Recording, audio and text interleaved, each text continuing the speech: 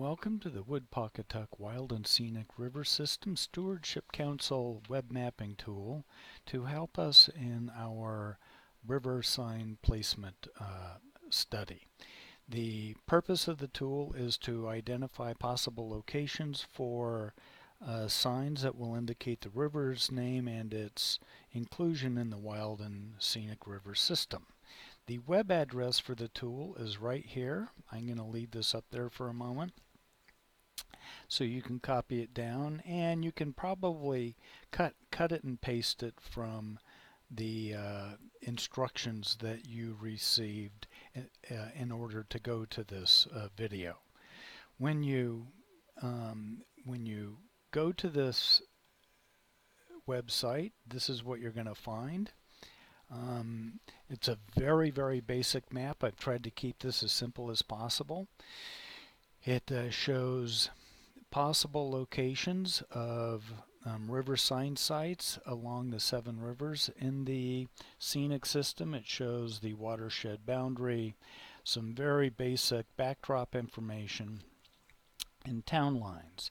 Let me orient you to what's what on the screen here.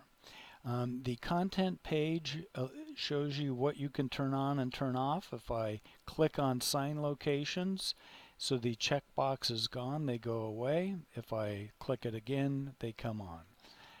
Towns off, towns on, watershed boundary off, watershed boundary on. I can choose base maps. If I click here, I can see an aerial photograph. For much of my navigation, I prefer the one that says streets. It's nice and simple and easy to orient yourself. If you click on one of the river locations, you'll get a pop-up box that gives you the name of the river, a general description of the site, the road that it's on, and the town that it's in. These are your zoom and pan tools. If you click on the plus, that will zoom you in a click. If you click on the minus, that will zoom you out. If you click on the house in the middle, that will take you back to your default. When I do my zooming, I will hold down my shift key and drag a box over where I want to zoom. Let me do that again. Drag my shift key, and that will take me to the location that I want to see a close-up of. When you get in really tight like this, the base map isn't of much value. So we've added to your mapping options the 2019 State of Rhode Island aerial photograph, which is exceedingly detailed.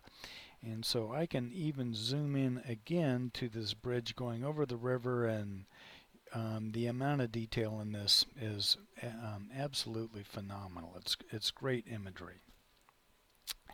One of the things that you might want to be doing is to record the latitude, longitude values of potential sign placement sites. For example, if you're in the field and you have determined that just after the bend and before you get to the actual bridge, this would be a good location.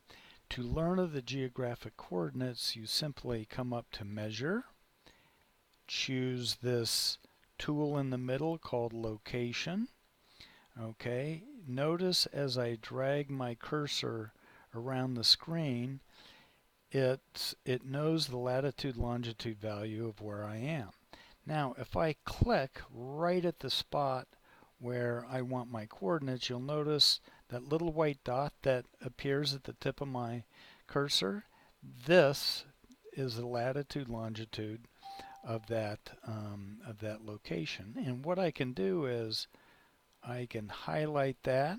I'm going to hit Control C. That copies it to my clipboard. And now I can paste it into my Microsoft Word document, or in this case I'm pasting it into Notepad. That way I don't have to write it down or to memorize it. If I want another sign location on this side of the river, I'm going to click, and you'll notice that my latitude longitude value has now changed and represents a location of the white dot now. So this is how you get your precise lat long values. Please always remember to record the minus sign on your longitude. That's minus 71. That's very important when we do our mapping. So this is your measure tool, and it allows you to get really good lat long values for sites that that you want to record. Now, note that as beautiful as that imagery is when you're zoomed in, it looks like ground hamburger when you're zoomed out.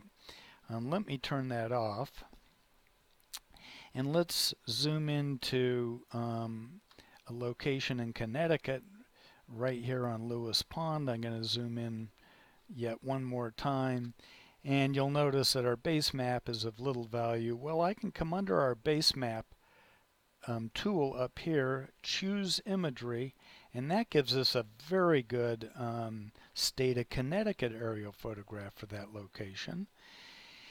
And I can do the same exercise. I can zoom in, I can hit my measure tool, measure location, click where I think the sign should be, and record the geographic coordinates. So we have awfully nice imagery as a base map for the state of Connecticut.